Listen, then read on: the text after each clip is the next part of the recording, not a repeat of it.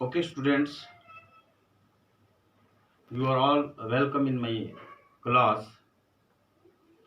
Today, we shall discuss about the properties of metals and non-metals.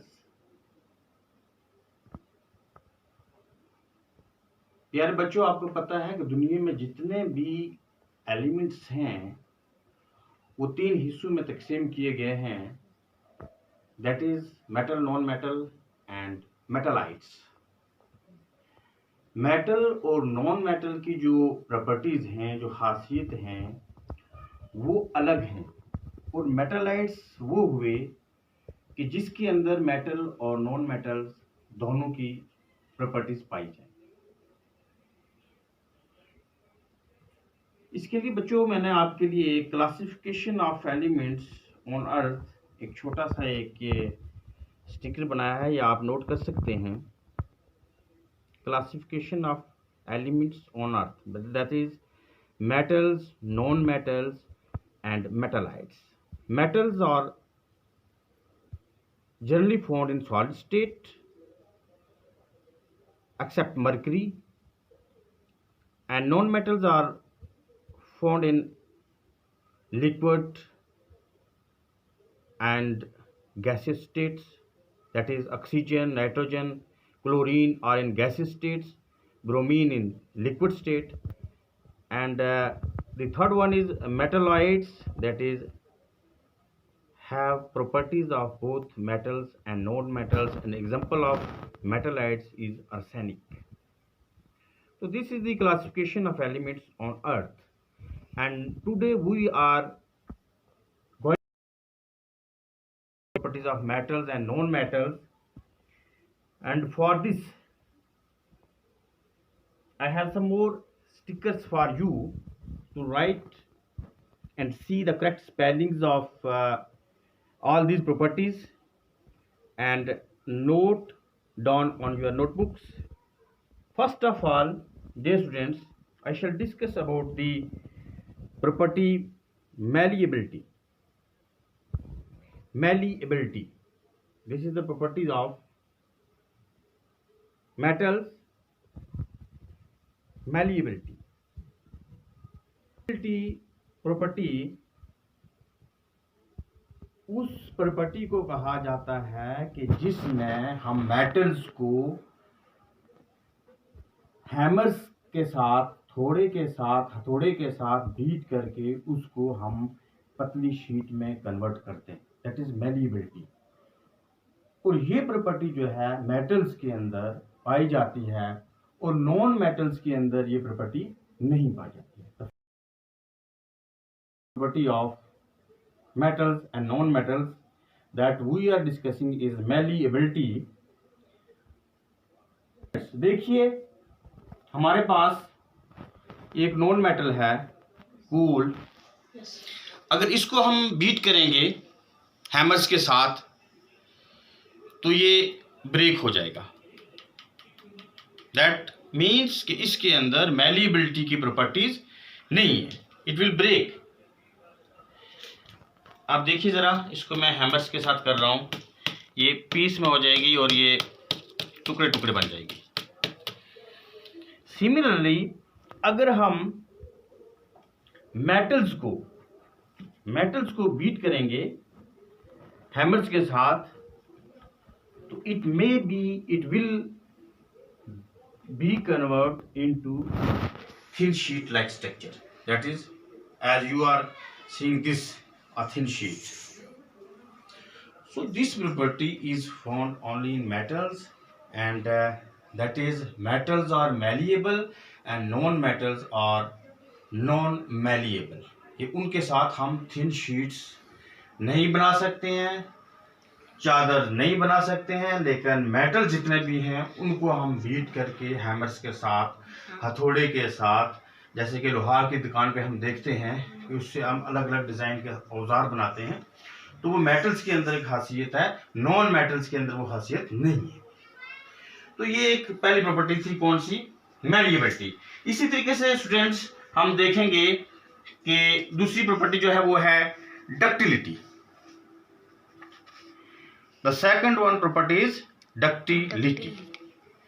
Ductility properties का मतलब ये हुआ कि हम मेटल के साथ पतली पतली तारें बना सकते हैं। The property of metal by virtue of which metals can be converted into thin wires is called as ductility. Similarly, the properties of metals by virtue of which a metal can be converted into thin sheets is called as malleability. So, dear students, ductility is another property which differentiates metals and non-metals. Metals can be converted into thin wires and non-metals cannot be converted into thin wires. मैंने एक यहाँ example रखी है, जैसे आप देखें ये metal हमारे पास कॉपर वायर है, तो ये वायर देखो वायर बन गई है। ये कैसे बनी है? ये मेटल्स को हमने हैमर्स के साथ या दूसरे औजार के साथ इसको हमने कोशिश की, इसको बीट किया और ये तार बन गई। लेकिन ये प्रॉपर्टी अगर हम सिमिलरली एक मैं कोल की एग्जांपल यहाँ दूंगा, तो इसके साथ अगर हम करेंगे तो ये थिन शीट्स में कन्वर्ट नहीं हो सकती। सल्फर थिन शीट में कन्वर्ट नहीं हो सकता। फास्फोरस जो नॉन मेटल है वो थिन शीट में कन्वर्ट नहीं हो सकता, ना ही वायर में कन्वर्ट हो सकता है। तो मेटल के अंदर ये खासियत है कि वो तारों में तब्दील हो जाएगा। तो ये जो चादर आप देख रहे हैं अपनी एक वायर, ये वायर जो है कैसे बनी है? मेटल से बनी है। नॉन मेटल से ये नहीं बन सकती है। तो मेटल के अंदर ये खूबी है कि उनको हैमर्स के साथ हम बीट करेंगे तो वो छोटी छोटी तारें बनवा सकते हैं हम। तो स्टूडेंट्स, इसके साथ साथ हम जो थर्ड प्रॉपर्टी पे हम डिस्कस करेंगे, that is conduction of heat. That is conduction of heat. Metals के अंदर ये प्रॉपर्टी है कि वो हीट को कंडक्ट करते हैं, और नॉन मेटल्स के अंदर ये खासियत नहीं है कि वो हीट को कंडक्ट कर सकें। फॉर एग्जांपल मैं आपको बताता हूं कि एक मेटल्स को हम एक रखते हैं किस पे, के बर्नर पे किसी मेटल को हम रखेंगे और मेटल्स के एक किनारे पे हम लगा देते हैं छोटे छोटे वैक्स के साथ पिन, और जब हम उस बर्नर के ऊपर से वो मेटल जो गर्म होता रहेगा, तो जहां पर हमने दूसरे किनारे पे पिन लगाए होंगे वैक्स के साथ चिपका के, तो वो पिन आस्ता आस्ता गिरते जाएंगे। वो ये बताते हैं कि मेटल जो इस बर्नर के ऊपर है या कैंडल के ऊपर जो हमने मेटल रखा हुआ है, ये हीट आस्ता आस्ता जो है वो मेटल्स के अंदर कंडक्ट कर रहा है। हमने पिन चिपकाए हुए हैं वो गिर गए। इसके लिए मैंने छोटी सी स्टूडेंट से यहाँ पर एक डायग्राम बनाई है, इसको आप देख सकते हैं कि ये एक कैंडल है और कैंडल के साथ हमने एक ये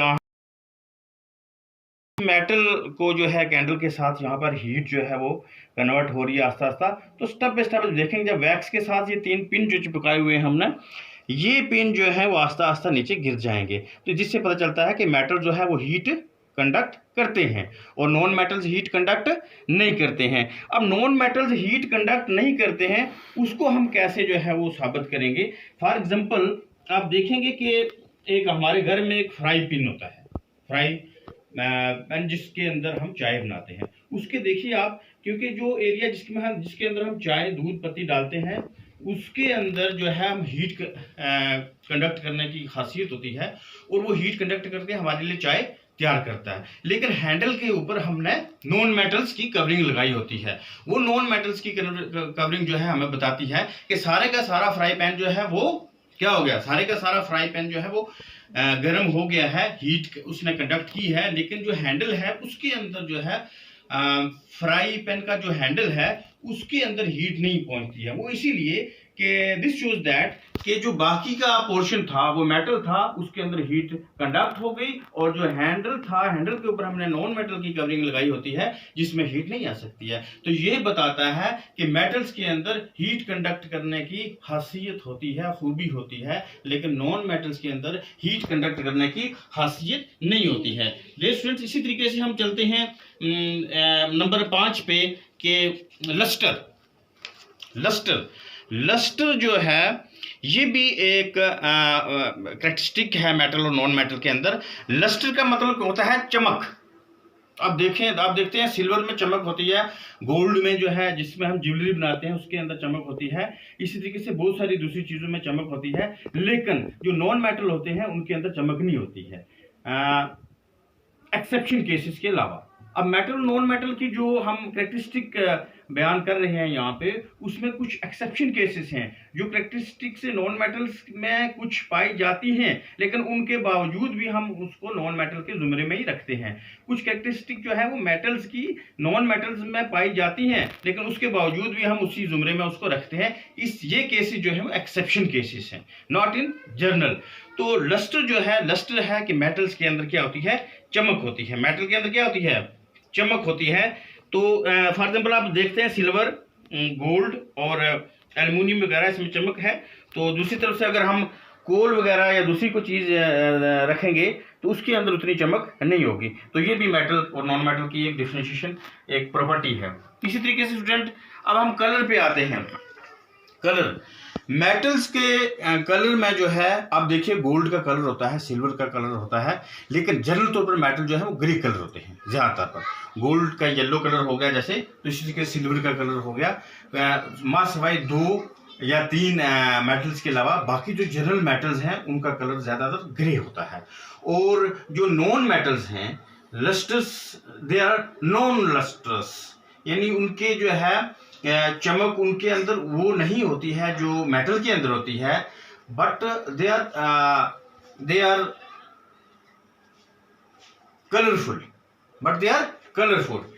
तो यहां पहले मैं आपको बता रहा था कि लस्टर्स चमक और नॉन लस्टर्स के आगे चमक के बगैर। तो इसी तरीके से दूसरा जो मैंने कहा कि कलर के अंदर क्या है कि colour they are grey in colour, और जो नॉन मेटल्स हैं उनके बहुत सारे कलर होते हैं। फॉर एग्जांपल मैं आपको बताता हूं कि कलर में देखिए आप, ब्रोमीन का रेड होता है, सल्फर का येलो होता है, फास्फोरस का रेड होता है, आयोडीन का पर्पल कलर होता है। तो इसका मतलब कि नॉन मेटल्स के अंदर बहुत सारे कलर होते हैं, लेकिन मेटल्स आर जनरली ग्रे। तो इसी तरीके से स्टूडेंट्स हम चलते हैं नेक्स्ट, हार्डनेस एंड डेंसिटी। ये देखते हैं कि मेटल और नॉन मेटल के अंदर क्या चीज़ है। हार्डनेस हो गया कि मेटल्स जो है ये हार्ड होते हैं जैसे, लेकिन नॉन मेटल जो है वो सॉफ्ट होते हैं। डेंसिटी का मतलब ये हुआ कि इनके अंदर जो मॉलिक्यूल्स जिससे बने होते हैं, या एटम्स या नॉन मेटल्स या नॉन मेटल्स के जो प्रोडक्ट बने होते हैं मॉलिक्यूल्स के साथ, तो जो मेटल्स के प्रोडक्ट्स हैं उनके अंदर क्लोजली पैक्ड मॉलिक्यूल्स होते हैं, no space, very less space. तो लेकिन जो नॉन मेटल्स के प्रोडक्ट्स होते हैं उनके अंदर स्पेस होती है, लार्ज स्पेस होती है, और लूजली पैक्ड मॉलिक्यूल्स होते हैं। That means density. इसके लिए मैंने एक छोटी सी डायग्राम यहाँ पे बनाई है, आप इसको देख सकते हैं डेंसिटी को समझने के लिए कि डेंसिटी क्या चीज़ है। ये देखिए, metals are closely packed and non metals are randomly और लूजली पैक्ड। तो इसलिए इनकी डेंसिटी हैवी है, इनकी डेंसिटी लो है। नॉन मेटल्स की डेंसिटी लो है और इसकी मेटल्स की डेंसिटी हाई है। इस तरीके से स्टूडेंट्स हम आगे चलते हैं। मेल्टिंग पॉइंट की अगर हम बात करें तो मेल्टिंग पॉइंट जो है या बॉइलिंग पॉइंट जो है, मेल्टिंग पॉइंट और बॉइलिंग पॉइंट के लिहाज से हम देखते हैं कि सबसे पहले हम चलते हैं मेटल्स पे। Metals generally have high melting points and high boiling points accept sodium, potassium, gallium and caesium, कि इनका हाई मेल्टिंग और हाई बॉइलिंग पॉइंट नहीं होता है, लेकिन जनरल तौर पर जितने भी मेटल्स हैं उन सब का मेल्टिंग पॉइंट्स और बॉइलिंग पॉइंट्स बहुत ज़्यादा होता है। इसी तरीके से अगर हम बात करें नॉन मेटल्स की, तो non metals generally have low melting points and low except graphite. तो एक जो है, अगर हम कंडक्शन ऑफ इलेक्ट्रिसिटी की बात करें, कंडक्शन ऑफ इलेक्ट्रिसिटी, तो कॉपर वायर या सिल्वर वायर जो है ये हमें बताते हैं कि मेटल्स के अंदर जो है वो इलेक्ट्रिसिटी आसानी से कंडक्ट हो जाती है, लेकिन नॉन मेटल्स के अंदर इलेक्ट्रिसिटी कंडक्ट नहीं हो सकती है एक्सेप्ट ग्रेफाइट, क्योंकि graphite is an allotropic form of carbon, and carbon is found in diamond and graphite forms, that is allotropic form of carbon, and carbon is itself is non metal. Carbon non metal होने के बावजूद भी इसका जो property है, इसकी जो allotropic form है ग्राफाइट, उसके अंदर इलेक्ट्रिसिटी कंडक्ट हो जाती है, लेकिन सल्फर के अंदर नहीं होगी। इसी तरीके से जो बेस्ट इलेक्ट्रिसिटी कंडक्टर मेटल है वो सिल्वर है। तो उसके बाद हम देखते हैं कि जो कम होती है, सबसे कम कंडक्शन ऑफ इलेक्ट्रिसिटी जिसमें होती है वो है लेड और लेड, और उसके अंदर जो है बिल्कुल कम इलेक्ट्रिसिटी जो है कंडक्ट होती है। तो इसी तरीके से अगर मेल्टिंग पॉइंट हम देखें तो एल्युमिनियम की एग्जांपल देखें, 660 डिग्री पे ये मेल्ट होगा। तो इसी तरीके से बेरियम जो है 1285 डिग्री सेल्सियस पे ये मेल्ट होता है। तो ये हैं कुछ प्रॉपर्टीज डियर स्टूडेंट्स जो कि हमें मेटल्स और नॉन मेटल्स की डिफरेंशिएशन बताते हैं। तो उम्मीद है कि आप इन प्रॉपर्टीज को समझकर और दोबारा जो है वो आगे इस सिलसिले को बढ़ाते रहेंगे और सुनते रहेंगे हमें। तो इस तरीके से एक और मेटल जो है, मेटल्स की प्रॉपर्टी जो है सुनोरस, दैट इज कि जब हम मेटल्स को किसी हॉट चीज से टकराएंगे तो वो सोंड देगा। वो क्या देगा? सोंड देगा। ये देखिए, लेकिन नॉन मेटल्स को जब हम किसी हॉट चीज से स्ट्राइक करेंगे तो ये साउंड नहीं देगा। That is the properties of metals and non metal. sonorous is properties by virtue of which metals can produce sound and non metals cannot produce sound. As well as oxides are concerned, the metals are basic in oxides, and non metals are acidic, produce acidic oxides. So these are some of the properties of metals and non metals, and I hope you will learn each and every very easily.